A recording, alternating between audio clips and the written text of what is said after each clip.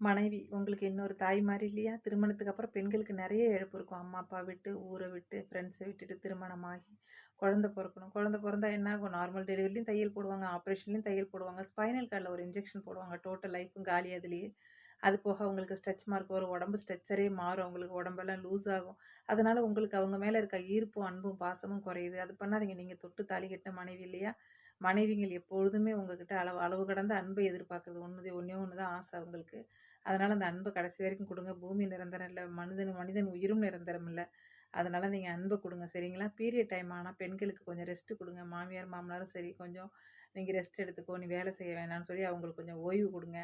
குழந்தை பிறந்துட்டாலும் அந்த மனைவி உங்க மனைவி தான் இல்லைங்களா? அதனால நெறைய பேரு பார்த்தீங்கன்னா, குழந்தை பொறந்துட்டா கொஞ்சம் வெயிட் போட தான் செய்யும். உங்க மனைவி தானே அதுக்காக அவங்கள வெறுக்காதீங்க. அவங்க மேல பாசத்த குறைக்காதீங்க. உண்மையான அன்ப குடுங்க. பிடிச்சிருந்தா லைக் பண்ணி, ஷேர் பண்ணி, கமெண்ட் பண்ணி என்னோட சேனல கண்டிப்பா